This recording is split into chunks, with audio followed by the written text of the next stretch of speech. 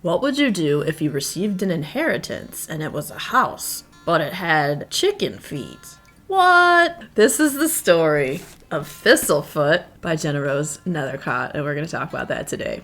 The story is about the Yaga siblings, and they end up inheriting Baba Yaga's house. The siblings' names are Isaac and Bellatine, and they're estranged. Isaac hops around and travels and never stays in one spot, and he's got a peculiar thing that he can do. He can mimic other people's appearances. So he's been living this transient life, a scam artist, if we're being honest. Someone who sells snake oil. He's lived that way for many, many years. Currently, he is in New Orleans. He finds out about this inheritance, and they need to go up to New York to claim it, and they have no idea what it's going to be. And Bellatine, his sister, she lives up in northern Vermont, and she does woodworking, and is just trying to eke out a pretty normal life, and she's kind of upset with her brother that he just one day up and disappeared, and so they have hurt feelings and stuff they never really talked out, and so she's mad at him, but it's family, so they're gonna go meet up in New York and see what this inheritance is. They go to the loading dock, and they go into this one area, and there's this giant box,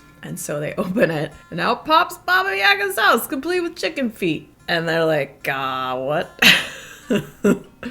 What is this thing? What are we gonna do with it? They're kind of not so sure about it. Isaac goes in, and then Bellatine's like, what the crap? Because she's kind of scared, so she ties a rope around her waist, and she's creeping towards it. But once she walks across the threshold, everything calms down, and she feels like she's home, and she's like, I want this house. And Isaac, he's lived this transient lifestyle. He doesn't have money in the bank. He just kind of lives day to day and scam to scam. He's like, you can buy me out. He knows obviously she's taken with this, so she'll probably never be able to afford the price he wants, and he tells her that. And then he goes, but if for this 1 year we go and we travel across the country doing a puppet show, because they come from a family where they did puppetry growing up all their lives. They had a theater, and they had all these different puppets, and they performed shows. And she's a little leery about it because she also has a strange, peculiar thing that she can do. It's called embering, where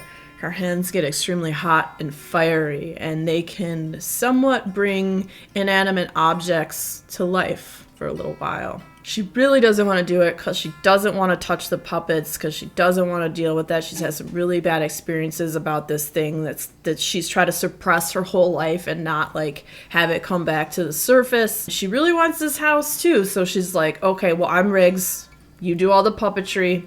And eventually she relents, and she's like, all right, we'll go and we'll do your tour. But unbeknownst to them, there's also this entity called the Long Shadow Man that pursues this house because of the house's history and its ancestors. And this book was so full of heart and soul and chicken feet, of course. The house is a living entity, but it doesn't talk. It seems to feel, and it seems to sense what people are feeling in its own way. It's the story of how did the house sprout legs and become like this, because in other parts of the country too, weird happenings happened when there was catastrophes or disasters, like when there was flooding and houses sprouted gills and tried to swim away, and so that's just a thing that happens in this. And it's a story of your ancestors and remembering their stories, and it's the ghosts that follow you in life. The Long Shadow Man pursues them, and eventually they're gonna have to stop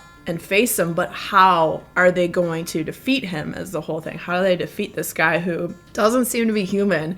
He's made of shadows, and he hurts people, and he has this serum or elixir that he has in this bottle, and it's old, but when people drink it, it puts the smoky entity on their back, and they become paranoid and fearful. They act out and attack people.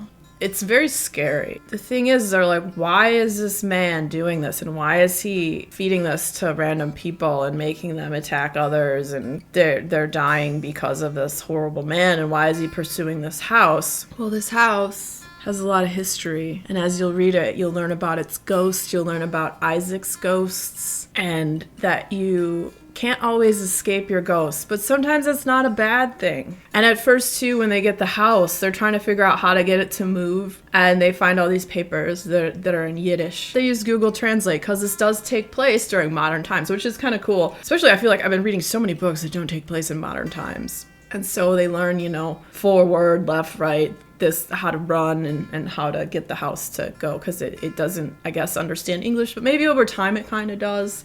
Where it came from was GennaRose. The whole history you'll get into with the house. This book it's sad, it's sweet, it's heartfelt, it touches on war and the horrors and casualties of war and what delusion people have. But it was so beautiful. It was such a beautiful and meaningful story. So speaking of with the remembering of ghosts, there was a short paragraph that I really liked, and I want to read that to ya. It is impossible to take a step without walking through a ghost. Every memory creates one. Every version of ourselves leaves a shadow self behind. Every regret, every promise, and every touch of skin against skin. And I loved that. Thistlefoot, if you like stories with a bit of magic and heart and soul and chicken feet and emotional ties and history and just finding yourself and stopping running from ghosts, Thistlefoot by GennaRose Nethercott. Absolutely fantastic. 5 stars. Highly recommend it. So if you like books that have kind of like a fairy tale retelling or reimagining edge, the next video coming up will be a video of that sort. And if you had fun hanging out today, boop that like button, come back, see me again, and we'll talk about more bookish things and weird stuff.